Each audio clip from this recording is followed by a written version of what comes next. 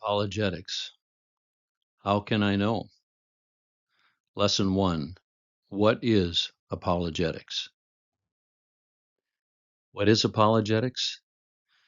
This English word is derived from two Greek words, the word apa, which means from, and logia, which means reason. So apologetics is a defense. It's an argument from reason. In the Greek legal system, a prosecutor would bring charges against you. The name for the charges would be katargia, and you'd be given an opportunity, once the charges were stated, to present an apologia, which is a reasoned defense. It was an argument presented in a straightforward fashion with clear thinking and clear logic to defend what you had done, and hopefully to establish that you're being falsely accused or the charges are misunderstood, and to argue for your defense. In theology, apologetics is the discipline of being able to offer a reasoned defense for our faith. From 1 Peter 3:15, we're told to sanctify Christ as Lord in your hearts, always being ready to make a defense, an apologia, to everyone who asks you to give an account for the hope that is in you, yet with gentleness and reverence. So we need to be prepared to give a reasoned response, a logical explanation for our hope.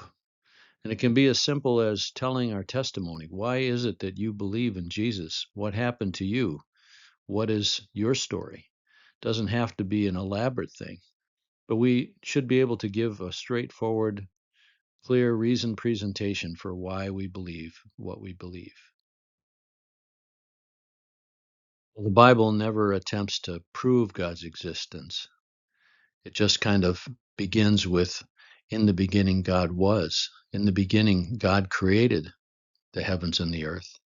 It assumes God's existence, and yet it also refers many times to the evidence that there is, that we can see in the world around us. It appeals to our reason, our observations of the world around us, and our inner moral intuition as ways that we can become aware of God. Theologians refer to general revelation or natural theology as the information that is in the world around us, in the creation around us, that indicates or helps us to see that there is a creator, there is something beyond ourselves that must have designed the world that we see. There is a God who exists, who created the world and us, and he's active in the affairs of people. The complexity of the world that we experience and that we see and we study points to the reality that there's an intelligent designer. The classic argument in theology about this subject is if you were walking along a beach and you came across a pocket watch, or maybe more fitting today, if you came across a cell phone on the beach, you wouldn't think to yourself, "Oh, isn't that amazing how this sand just came together and produced this cell phone?" You would look around to see if there was somebody who dropped the cell phone or the pocket watch. You wouldn't even begin to imagine that this just happened by chance. Well, the world that we have come to know, the more that we've studied it, is way more complex than a pocket watch or a cell phone. And yet people are refusing to see the connection between the design and the fact that there's a designer. There must be a designer who is capable of way more than just random things coming together. He puts together incredibly complex and precise and carefully balanced things that require an intelligent mind. Classic passage used to illustrate the reality that God is declared or made plain through the world around us is Romans 1:18-20. For the wrath of God is revealed from heaven against all ungodliness or undevotedness, a lack of respect for God, and unrighteousness of men who suppress the truth in unrighteousness. Because that which is known about God is evident within them, for God made it evident to them. For since the creation of the world, his invisible attributes, his eternal power and divine nature have been clearly seen, being understood or perceived through what has been made, so that they are without excuse. So what this passage is saying is that what is necessary to know about God, God's existence, the idea that he's there, is plainly evident in the world around us. And not only is God revealing it to us, but we are getting the message. We acknowledge, we see this. We might not want to acknowledge it. We might not want to uh, claim it. We suppress that truth, but it testifies to us, and our receptors pick it up, and we can see there's more than what is just the physical world around us. There's something else that's beyond that. The Like we said in the last slide, the design of the world testifies to an intelligent designer, and so we know there's an intelligent designer. It's obvious, but we might not want to admit that. For since the creation of the world, what has been revealed is God's invisible nature, his attributes, his eternal power and divine nature.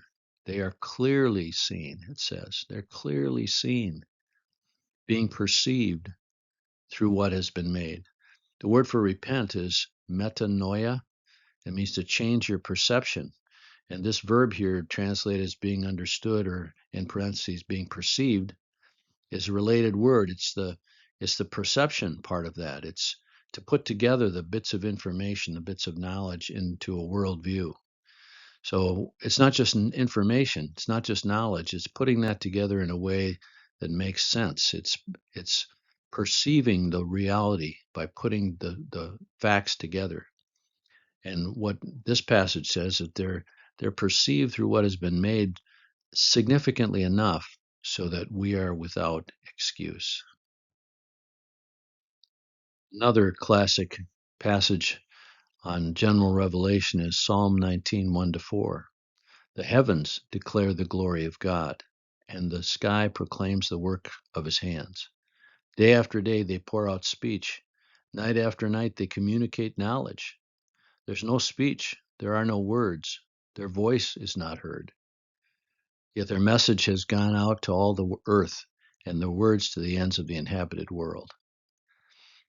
This passage talks about how God's glory, God's splendor is revealed, actually declared, expressed, and revealed to us through the world around us, through the sky, through the stars, through the weather that we experience. We see these, every one of us has experienced being in a place where we saw some incredible view, we saw some sunset, or we saw a rainbow, we saw some powerful lightning storm coming. We've experienced those things, and we know something about God. There's something in us that testifies about beauty, and our hearts rise up toward God in those moments. There's something in us that knows. And these experiences communicate knowledge. They're not just experiences that we take inside of us and tuck away, but there's revelation about something beyond those experiences that testifies about God. It says it's not coming through speech, and yet the message comes to us. And it's everywhere present on the planet. Every part of the world experiences or expresses, testifies of the glory of God and proclaims the work of his hands. Acts 14 is an interesting a passage.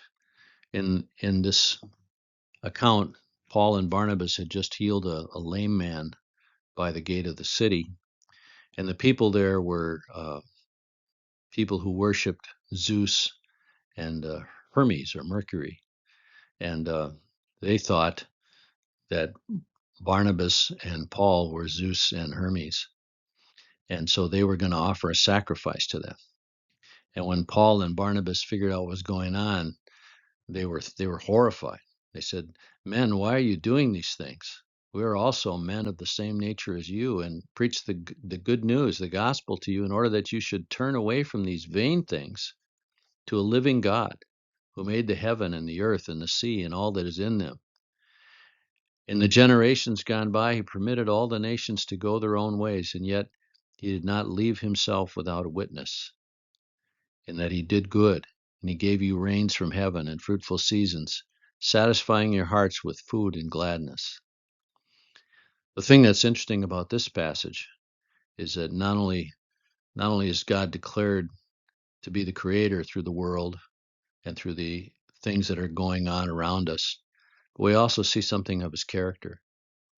He did not leave himself without witness, in that he did good, and he gave you rains from heaven and fruitful seasons, satisfying your hearts with food and gladness. So they know that God's character is good because he gave them good experiences, good things. And they were thankful, and they celebrated those things. They had joy. This was to testify to them that God, who's behind the nature, is good and is meeting their needs.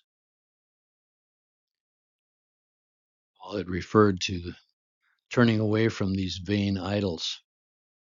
In Isaiah 44, 9 to 19, God directs Isaiah to write this passage that's an apologetics against idols, the vanity of idols. All who make idols are nothing, and what they treasure does not profit. Their witnesses do not see or know anything, so they will be put to shame. Who makes a god or casts a metal image for no profit? Look, all its worshippers will be put to shame, and the craftsmen are humans. They all will assemble and stand. They all will be startled and put to shame. The ironworker labors over the coals, shapes the idol with hammers, and works it with his strong arm. Also, he grows hungry, and his strength fails because he's fasting. He doesn't drink water and is faint. The woodworker stretches out a measuring line. He outlines it with a stylus. He shapes it with chisels and outlines it with a compass. He makes it according to human likeness, like a beautiful person, to dwell in a temple. He cuts down cedars for his use, or he takes a cypress or an oak. He lets it grow strong among the trees of the forest. He plants a laurel, and the rain makes it grow. It serves as fuel for man. He takes some of it and he warms himself. Also, he kindles a fire and bakes bread. He even makes it into a god and worships it. He makes it an idol and bows down to it. He burns half of it in a fire, and he roasts meat on that half.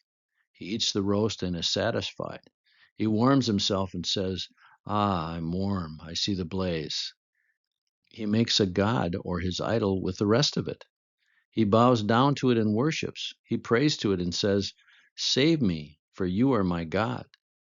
Such people do not comprehend and cannot understand, for he has shut their eyes so they cannot see, and their minds so they cannot understand. No one reflects, no one has the perception or insight to say, "I burned half of it in the fire. I also baked bread on its coals. I roasted meat and ate. I will make something detestable with the rest of it. I will bow down to a block of wood." What a powerful word picture of the vanity of this whole idea of building or making idols, graven images, idols of wood. They're just empty blocks, empty containers. There's nothing there. There's no reality. And this is such a great illustration of that. There's an important background story to Acts 17:23 to 31. In this passage, Paul is in the place where the philosophers gather on Mars Hill, and he's asked to explain what it is that he's teaching. And long before Paul showed up there, centuries before, in fact, there had been a plague that had come to Athens. People were dying, and they thought they must have made one of their gods angry. So they started offering sacrifices to their gods. All the gods that they knew, they offered sacrifices, and nothing seemed to work. So then they came to the conclusion there must be another god. There must be an unknown god who they had offended that was causing this plague. And so they built a number of altars throughout the city, and they offered sacrifices to this unknown god, and the plague stopped. And so we find Paul here using this as a way to present the gospel story, a way to access them and to begin to present the truth of the world around them. So, for a while I was passing through and examining the objects of your worship. I also found an altar with this inscription, to an unknown God. What therefore you worship in ignorance, this I proclaim to you. The God who made the world and everything in it, he is Lord of heaven and earth and does not live in shrines made by hands. Neither is he served by human hands as though he needed anything, since he himself gives everyone life and breath and all things. From one man he has made every nation of men to live all over the earth, and has determined their appointed times and the boundaries of where they live, so that they might seek God, and perhaps they might reach out and find him, though he's not far from each one of us. For in him we live and move and exist, as even some of your own poets have said, for we are also his offspring. Being offspring of God, then, we shouldn't think that the divine nature is like gold or silver or stone, an image fashioned by human art and imagination. Therefore, having overlooked the times of ignorance, God now commands all people everywhere to repent, because he has set a day on which he is going to judge the world in righteousness by the man he has appointed. He has provided proof of this to everyone by raising him from the dead. This is a great example of how Paul used both the world around them and their history about this unknown God to begin to present the special revelation about Jesus, coming to the place where toward the end of this section he talks about God will judge the world through a man he's appointed, and provided proof of this to everyone by raising him from the dead. That's a lead into the gospel. But he used this example of the unknown God that was part of their history, and also the writings of a poet that they were all familiar with. And the main part of this passage is that God has placed us here and determined where we live so that we might seek him. We might seek him and perhaps find him, though he's not far from each one of us. So that's the point. That's the thing that Paul was trying to get across to them, and so that hopefully they would ask for more information about this unknown God that Paul was relating the rest of the story to, or hinting that he had more information about. Ecclesiastes 3:10 and 11 speak of part of this as well. The preacher writes, I have seen the task which God has given the sons of men with which to occupy themselves.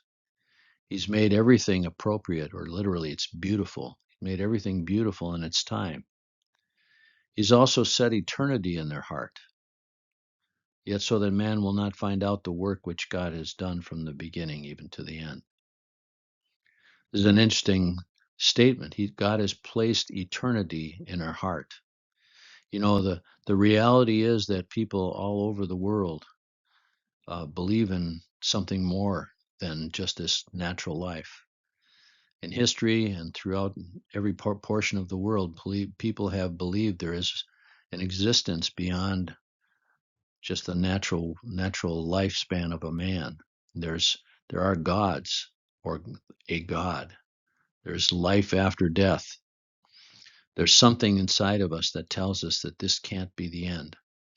Now, there's a small portion of people uh, in recent times who have been atheists, but by and large throughout history, people have known, people have believed, they have felt, they have within them the testimony that there's more than just what we see and hear. So all over the world, people have been searching for God, and that's what Acts had talked about. Paul had talked about in Acts 17 that people might seek God, they might look for God, that hopefully they would find him. We don't have all the information. We can't get all that information about salvation from general revelation. God had to reveal himself in more specific ways through special revelation. Romans 2 offers another glimpse at this apologetics from a different angle. Not only are we aware of God from the world around us, from the creation outside of us, but there's also something inside of us. Not only this eternal sense of eternity inside, but even a moral compass that's inside of us. From Romans 2:12 to 16. For all who have sinned without the law will perish without the law, and all who have sinned under the law will be judged by the law. For not the hearers of the law are just before God, but the doers of the law will be justified. For when Gentiles who do not have the law do instinctively or do by nature the things of the law, these not having the law are a law to themselves, and that they show the work of the law written in their hearts, their conscience bearing witness, and their thoughts alternately accusing or else defending them on the day when, according to my gospel, God will judge the secrets of men through Christ Jesus. Well, what is that saying? That's saying that even if you didn't have the benefit of having the scriptures, people have a sense of right and wrong. People have a natural sense of morality. You know, people may think it's okay to fight and kill and plunder other people, but they're not happy when somebody tries to do that to them. Or if somebody's a pickpocket, they might justify their behavior, or someone who's a burglar, they might justify their breaking into people's houses by saying, well, insurance will cover that, or those people have money, they can recover, or that they're just a bunch of suckers, even that we're just going to take advantage of them. So they might in their mind think that what they're doing is not wrong, justified in their own mind, but try to pick their pocket, to try to break into their house and take their stuff. They know immediately that it's wrong, and they will protest, and they'll be angry because something inside of them is offended that someone would do that to them. They don't see it as natural or good. They see it as wrong and inappropriate, and their inner moral compass tells them that. So that's another evidence. If we have that inside, where did that come from? Where did that moral compass come from? If we're just a blob of protoplasm, how do we get this moral sensibility? Where do we get this idea of right and wrong? There must be a creator who has put this within us, who has put this morality within us. And as we look around and we see the scriptures that God has revealed himself, we begin to see that the things that he tells us there about himself and about the standards that are there are the very same things that are in our own hearts in one form or another. So as we've looked at these biblical examples of using apologetics, we see that God appeals to our minds and our hearts. He's left his fingerprints in the world around us, and even within our innermost selves, to reveal to us that he is the creator, that he's good, and to prompt us to search for him. Apologetics points out what should be obvious, to cause us to think and to take the next step toward knowing him. Remember, we need to be ready to make a defense, to make a reasoned response to people regarding our own faith. And some of these passages are meant to buttress that. They're meant to support that, to help us not only become more confident in our own selves and to to identify with those things that we have maybe noticed throughout our lives, but now we can recognize, yeah, that is a sign of God, and that does support my faith. But also to be able to use those things to help other people think, to help cause them to analyze what their own experiences have been, and to become more aware, cause them to pay attention to what God is communicating to them through the world around them.